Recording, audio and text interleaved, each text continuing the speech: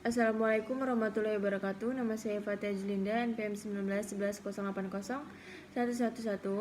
Di sini saya akan mempresentasikan hasil makalah individu saya yang berjudul Reality Therapy. Dan langsung saja kita akan bahas apa itu reality therapy. Reality therapy adalah pendekatan kombinasi psikoterapi dan konseling. Reality therapy yang dicetuskan oleh William Glasser ini didasarkan pada teori yang menekankan bahwa manusia merupakan makhluk sosial dan setiap perilaku yang dikerjakan ada tujuannya. Oleh karena itu, manusia tergantung dari perilaku mereka sendiri dan bukan karena keluarga mereka, lingkungan mereka, atau konflik saat usia anak-anak. Sebaliknya, perilaku dipandang sebagai pilihan dan penggunaan secara luas untuk terapi konseling. Evaluasi serta pendidikan di mana reality terapi berusaha untuk menghindari pemaksaan dan hukuman serta mengajarkan tanggung jawab. Reality terapi memimpin semua pasien menuju realitas, yaitu berjuang menuju keberhasilan dengan sebuah aspek dari dunia nyatanya. Terapi realitas memiliki dua fungsi, yaitu membantu klien menerima dunia nyatanya dan memenuhi kebutuhan di dunia nyata sehingga nantinya klien tidak memiliki kecenderungan untuk mengingkari realitas yang ada. Dan yang kedua ada konsep-konsep dasar reality terapi, yaitu yang pertama ada kontrol teori, yaitu reality terapi berbasis pada kontrol teori sebuah sistem dari fungsi otak. Teori ini oleh Glasser disesuaikan untuk tujuan terapi dan diformulasikan dengan cara membuat teori ini berguna untuk terapis, konselor, dan lainnya. Kontrol terapi menyatakan fungsi otak manusia seperti termostat yang berusaha sendiri untuk mengatur perilakunya. Dan yang kedua ada choice system. Praktek dari reality terapi didasarkan pada choice theory. Sebelumnya, kerangka teoritis untuk reality terapi ini kurang jelas. Glasser menggunakan 5 prinsip teori kontrol sistem yang relatif tidak jelas untuk menjelaskan aktivitas, kemudian memerlukan teori untuk memberikan dasar praktek klinis dengan menghadirkan penjelasan rinci dari kebutuhan manusia. Yang terakhir ada inti pemikiran. Yang pertama ada bertindak, mengerjakan reality terapi, berusaha untuk memberikan wewenang kepada orang-orang. Yang kedua, perilaku ini sangat sulit untuk memilih dan mengubah emosi kita secara langsung. Dan yang ketiga ada pengaturan. Pengaturan adalah kunci pokok dalam reality terapi. Manusia makhluk yang membutuhkan pengaturan untuk memenuhi apa yang mereka inginkan.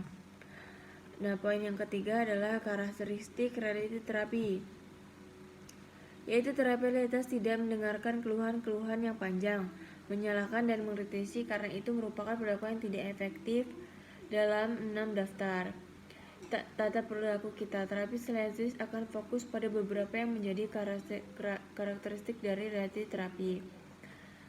Yang pertama ada penekanan pada pilihan atau tanggung jawab. Yang kedua menolak transferensi. Yang ketiga menjaga terapi. Yang keempat menghindari fokus pada gejala Glasser. Yang kelima tantangan gambaran akan sakit mental tradisional.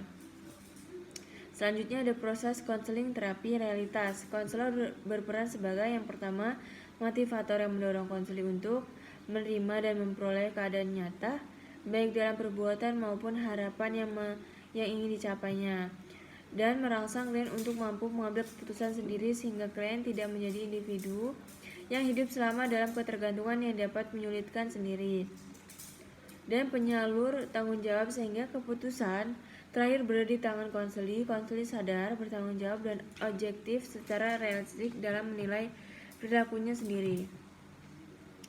Ada moralis, yaitu memegang peranan untuk menentukan kedudukan nilai dari tingkah laku yang dinyatakan kliennya. Konselor akan memberi pujian apabila konseli bertanggung jawab atas perilakunya.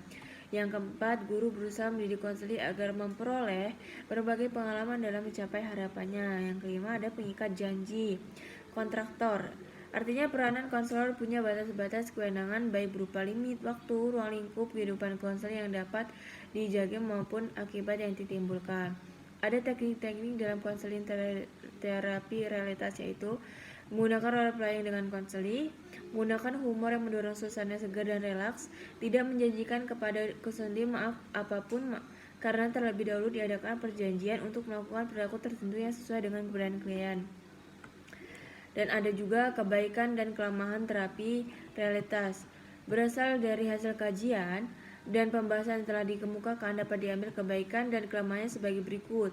Konsep konseling tentang hakikat manusia, pribadi sehat dan pribadi tidak sehat berdasarkan terapi realitis secara umum relevan dengan konsep konseling. Yang kedua, ada manusia hakikatnya tidak hanya sebagai makhluk biologis, pribadi dan sosial, tapi juga sebagai makhluk religius.